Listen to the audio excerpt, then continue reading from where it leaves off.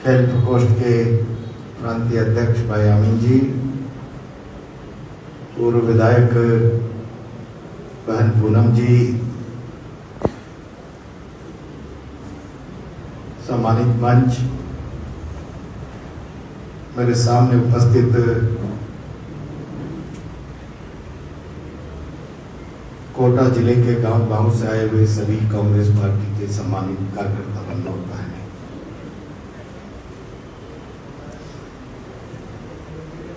लंबे समय से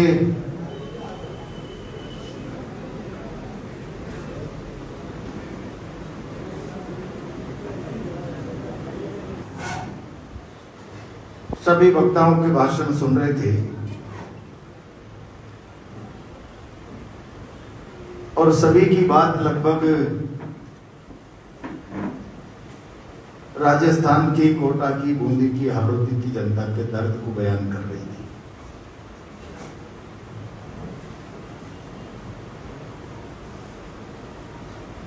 मैं अभी जब मंच पे बैठा था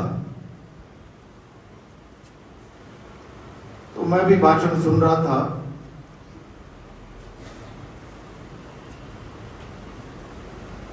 एक कार्यकर्ता दौड़कर एक छोटा टॉवल लेकर आया, पसीना आ रहा है, पहुंच लीजिए। मैंने कहा हॉल में संख्या इतनी ज्यादा है, एयर कंडीशन नहीं है, पंखे लग रहे हैं, फिर भी पसीना आ रहा है, और इस तादाद से परसों बूंदी और आज कोटा की इस तादाद से दिल्ली में किसी को एयर कंडीशन में पसीने आ रहे हैं।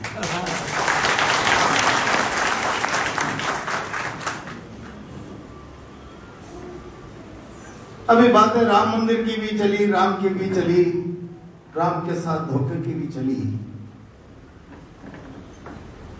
आज मुद्दा राम मंदिर का चंदा चोरी नहीं है, मुद्दा राम की पूजा का, राम की आराधना का नहीं। आज मुद्दा है भूखे पेट भजन नहीं गोपाला, ले जा तेरी कंठी माला।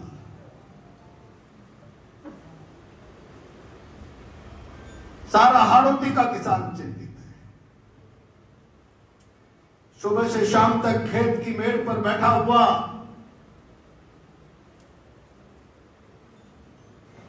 आसमान की तरफ झांकता है,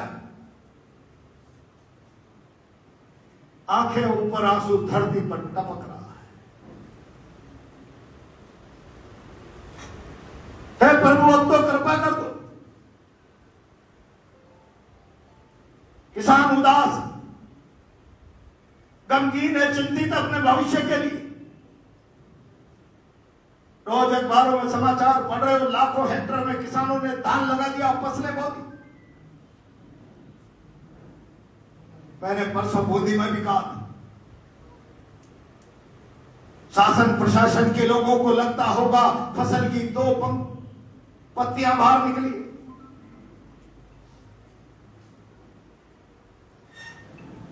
लेकिन वो तब पत्तियां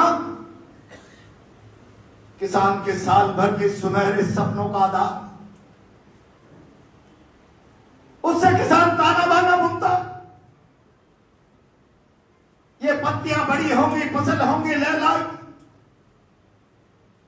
आका तीज के सावे पर, देवटनी के सावे पर मेरी बेटी के हाथ पीले करूं,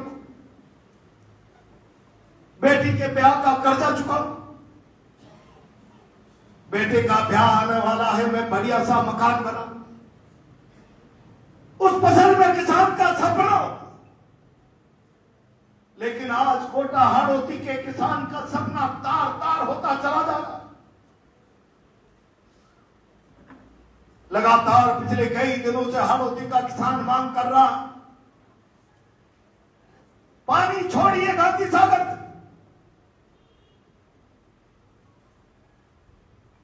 एक दिन मैंने समाचार पढ़ा, बूंदी के किसान आए थे, पाटन तिराहे से पुलिस ने उठाकर थाने में डाल दिया। मुझे कहना पड़ा, बयान जारी करके, वक्तव्य जारी करके कहना पड़ा, अगर किसानों के साथ जाती हुई और समय रहते नहरें छोड़ने का फैसला नहीं हुआ तो मैं सड़कों पर किसानों के साथ उतरूंगा।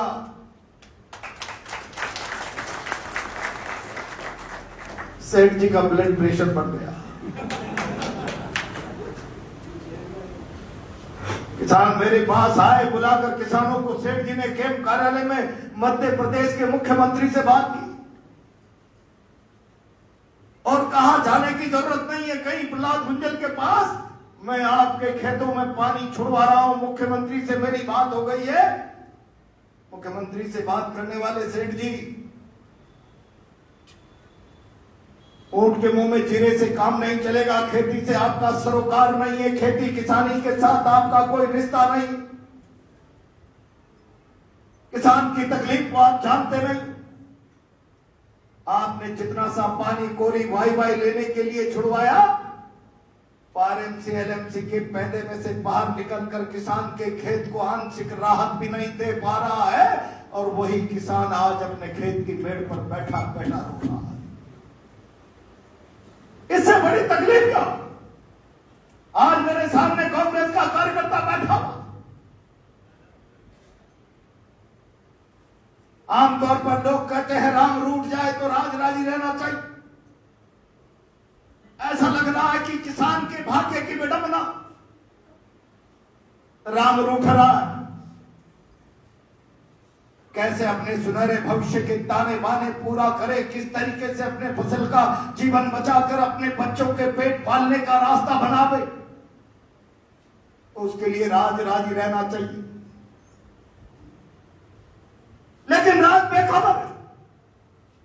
मैं बहुत जिम्मेदारी से आज यहां कांग्रेस के कार्यकर्ताओं से कहना चाहता हूं और हाड़ौती के किसानों से कहना चाहता हूं, इस राज के भरोसे की ये किसानों के प्रति संवेदनशील होगा, जिम्मेदार होगा, किसानों की तकलीफ को अपनी तकलीफ समझकर समाधान के रास्ते खोजेगा, तो हिंदुस्तान के इतिहास में इससे बड़ा किसानों के लिए अपमानजनक उदाहरण कोई दूसरा हो नहीं सकता।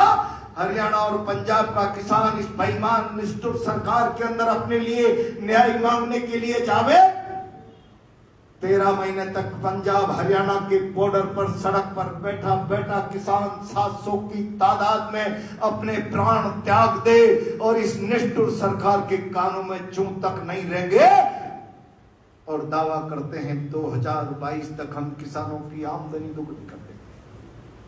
क्या आमदनी दुगनी हो गई? 1800 किसानों ने अपनी बुनियादी मांग के लिए प्राण त्याग दिए, बेईमान सरकार के कानों में चूं नहीं रहेंगे। और तब मुझे कभी कभी तकलीफ होती है, इतना बड़ा देश के किसानों ने आंदोलन किया, किसानों का जय घोष था, हम इसको गैर राजनीतिक रखना चाहते हैं, लेकिन इतने बड़े अन्याय पर चुप रहना भी कायरता है। मैं बहुत जिम्मेदारी से आज आपसे कह रहा हूं, मेरे पास रोज फोन आते हैं। गांव में 6 घंटे की बिजली कटौती चल रही है, 8 घंटे की बिजली कटौती चल रही है, जहां नहरी पानी नहीं है वहां पर हम थोड़ा बहुत आंशिक रूप से कोई बोरिंगों में पानी आ गया तो बिजली मिल जाए तो हम अपनी फसलों को बचा सकते हैं, फसलों को कर सकते हैं, कुछ न कुछ रोजगार का जीने का आसरा खड़ा कर सकते हैं। आज लोगों के पास खेत में सिंचाई के लिए पर्याप्त बिजली नहीं, लगातार कटौती ने किसान की कमर तोड़ रखी। और आप लोगों को पता होगा, बहुत हजारों फोन मेरे पास लगातार आ रहे थे। किसी कारण से मुझे ये प्रदर्शन डिले करना पड़ गया। 25 तारीख को जब केडीए पर प्रदर्शन किया था तो पूरी हाड़ौती का किसान त्रायमाम कर रहा था। खाद को लेकर के 1300 का कट्टा किसान को खाद के डीलर की दुकान पर जाकर कहा जाता था कोई कट्टा नहीं, और अगर वो अटैचमेंट खरीदकर 2400 रुपए का भुगतान करे तो जहां 1 कट्टे की मनाही होती थी वहां उसको 1000 कट्टे भी मिल जाए 2400 का भुगतान करने के पास। क्या ये किसानों के साथ खुली लूट नहीं? क्या ये चौक की तरह चिपक कर इस हाड़ौती के किसानों को खून पीने का उपक्रम नहीं? और खाद विक्रेताओं की और इंडस्ट्रीज की ये मोनोपोली इतनी जोर से क्यों चल रही है? मैं प्रदर्शन में इसका सारा खुलासा करूंगा। कौन है इसके पीछे, किसकी सेठ के तार किस तरीके से खाद के कारखानों से मिले हुए हैं, और किस तरीके से खाद के कारखानों से अपनी मांगे पूरी करवा कर उन्हें इस प्रकार का मनमाना शोषण करके हाड़ौती के किसान का खून पीने की खुली छूट दी गई है। भारत सरकार और उसके कौन कौन नुमाइंदे इसके लिए जिम्मेदार हैं। मैं 28 तारीख को जो प्रदर्शन होगा उसमें आर पार की लड़ाई में इस बात का कच्चा चिट्ठा खोल के रखा। मैं आज कांग्रेस के कार्यकर्ताओं से एक सवाल कर लूं, क्या हाड़ौती का किसान रोता रहे खाद मिलना चाहिए, खाद मिलना चाहिए? सुबह से शाम तक ग्राम जीएसएस के बाहर डीलरों की दुकानों के बाहर एक एक कट्टे के लिए धूप में लाइन लगाकर खड़ा है, जैसे अपराधी है, चोरी है, गुनाहगार है। इस तरीके से पुलिस के सिपाही आए और डंडे बजाकर इस मुल्क के भाग्य विधाता को लाइनों में खड़ा कर दे, जिस तरीके से कोई जामा तलाशी में अपराधियों को खड़ा कर दिया जाता। क्या यह भारत के अन्नदाता का अपमान नहीं? गांधी सागर में पर्याप्त पानी होने के बाद भी किसानों की बुनियादी मांग को नहीं माना जावे, क्या यह सरकार की किसानों की अनदेखी नहीं? क्या ये राजस्थान सरकार की किसान विरोधी नीति नहीं? और जो किसान पसीना बहाता है, 500-700 फीट की बोरिंग करता है, थोड़ा सा लेवल ऊंचा आ जाता है, बोरिंग चलाकर अपनी बंजर भूमि में से अपने जीवन को पालने का रास्ता बनाता है, आज 8-8 घंटे बिजली की कटौती कर कर क्या किसानों के साथ अन्याय नहीं? और यह अन्याय होता है और कांग्रेस पार्टी का कार्यकर्ता देखता रहे, जुल्म होता रहे, तो फिर प्रजातंत्र में किसी ने कहा है निरंकुश और तानाशाह सरकार लोकतंत्र के लिए कैंसर है, तो फिर कमजोर और डरा हुआ विपक्ष, सोई हुई और उदासीन जनता भी लोकतंत्र के लिए कैंसर का काम करती है।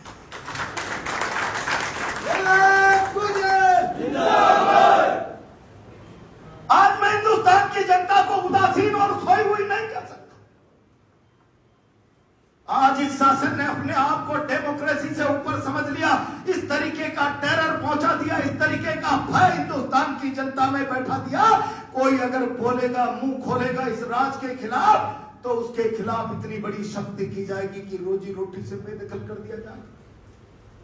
पिछले दिनों मैंने कार्यालय पर कांग्रेस के कार्यकर्ताओं को कहा था कि अशोकपुरा में एक मोची जो सड़क पर पट्टी बिछाकर बैठता है, बूट पॉलिश करता है, बरसाती टाट पट्टी की चटाई बिछा के, उससे कहा क्या चल रहा है? बोला बुलाइए मत, बोल दूंगा तो संकट हो जाएगा, बुरा हो जाएगा।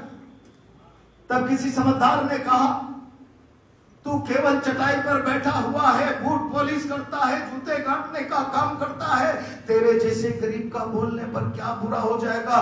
कौन सा तेरे जीएसटी का, इनकम टैक्स का छापा आ जाएगा? कौन तेरे ईडी सीबीआई आ जाएगी? बोला मेरे न जीएसटी आ सकती, न इनकम टैक्स आ सकता, न ईडी आ सकती, न सीबीआई आ सकती।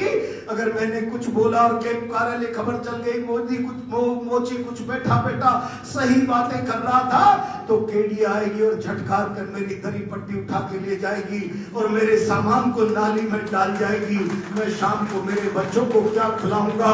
मैं अगर बूट पॉलिश करके जूते काट कर 100-200 रुपए कमा लेता हूँ, तो शाम को मेरा चूल्हा जल जाता है।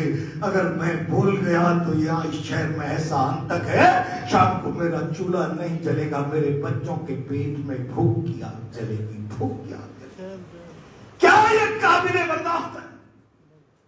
और काबिले बर्दाश्त नहीं है तो उठाओ। क्या होगा क्या नहीं होगा भविष्य के गर्भ है। राजस्थान की जनता ने हमको विरोध का मैंडेट दिया है कि शासन तानाशाह हो जाए, तो जनता को साथ लेकर हम उस तानाशाह शासन की नींद तोड़े, उसकी कानों का पर्दाफाश करें, उसके अहंकारी रावण का दम्भ तोड़े। क्या इसके लिए कांग्रेस पार्टी को अपना प्रजातांत्रिक फर्ज अदा करने के लिए तैयार नहीं रहना चाहिए? क्या यह हमारा लोकतांत्रिक धर्म नहीं?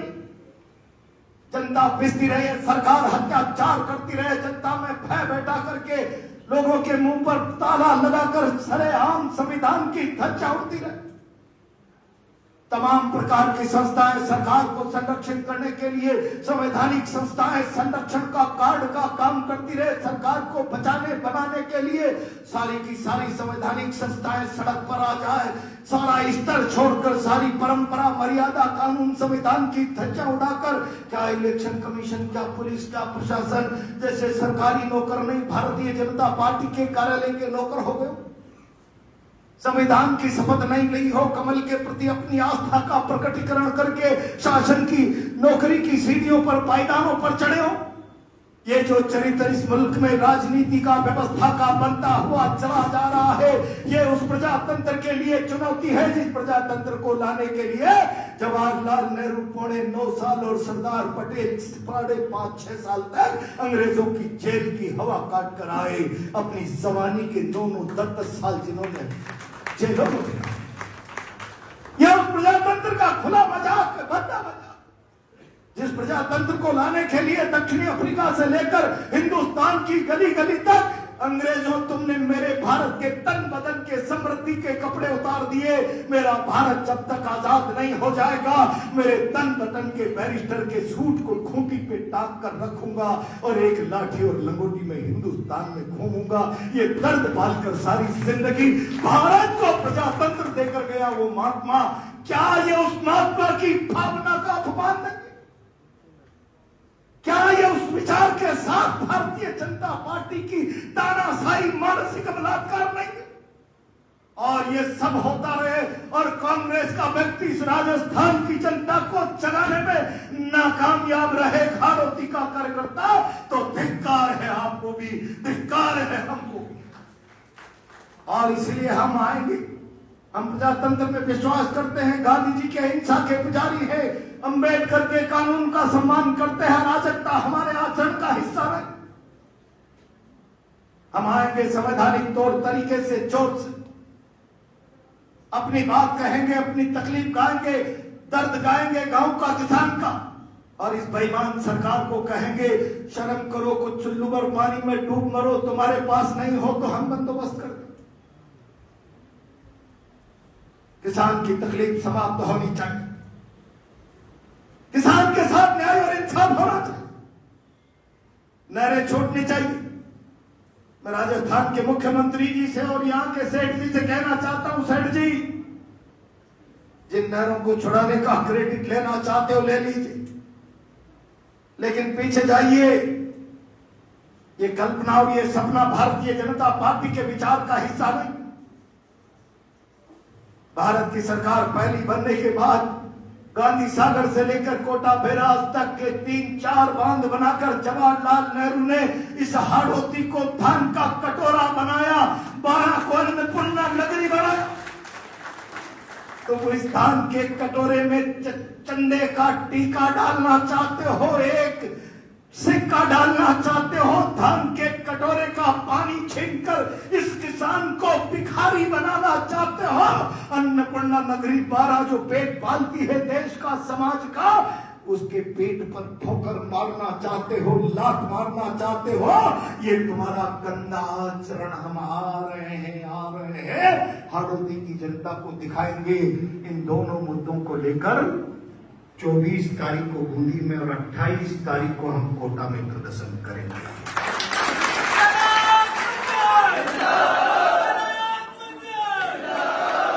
बोलो तैयार?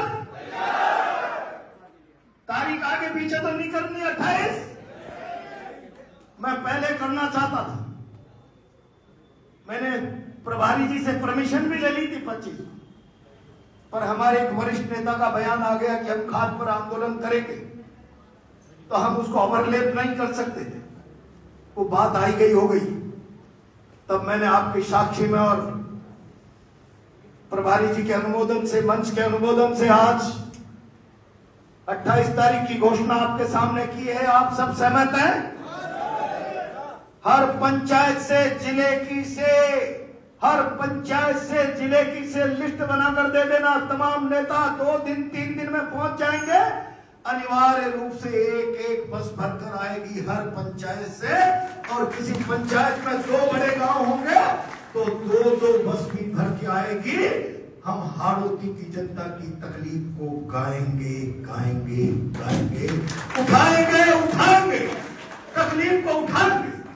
कोई माई का लाल सत्ता का दमन चक्र हिम्मत हो जिसकी मां ने दूध पिलाया, रोक कर बताए। हम हाड़ौती के किसान की दर्द की व्यथा अपने सीने में बांध कर आएंगे और जोर से कोटा नहीं, 28 तारीख को इतनी ताकत से प्रदर्शन करो, सेठ जी तो थर्राए और सेठ जी के आंखों की पतलून भी ढीली हो।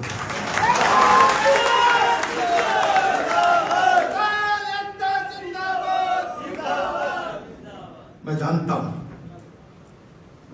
अपने खेत पर बैठा बैठा रो रहा किसान हमको भी गाली दे रहा होगा, कहां चलेंगे कांग्रेस, कुछ तो बोलो इन बेईमानों के खिलाफ। हम लेट हो गए हैं, लेकिन देर आए दुरुस्त आए, उसकी आवाज हमारी आत्मा में उसका दर्द पल रहा है।